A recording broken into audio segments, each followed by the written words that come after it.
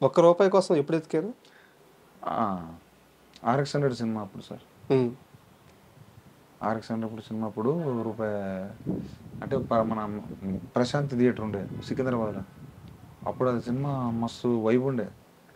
పోదాం అనుకున్నా ఇంటికొచ్చి రప్ప రప్ప పైసలు ఎతికితే రూ. 19 దొరికినాయి సార్. హ్మ్. అన్నీ మా వోని జేబులో ఎతికిన. దేవన్న అని ఉంటాడు మా రూమ్‌మేట్. ఆ అన్న లేడు. ఆయన వేరే సినిమాకి రాయటానికి పోయేటోడు. నేనప్పుడు ఒక్కడినే ఉండేటోడిని రూమ్‌ల. సో, అయి ఎతికి మొత్తం జేబులల్ల అయి జూసి, ఆ సెల్ఫ్‌ల పేపర్ల కింద పైసలు జూసి రూ.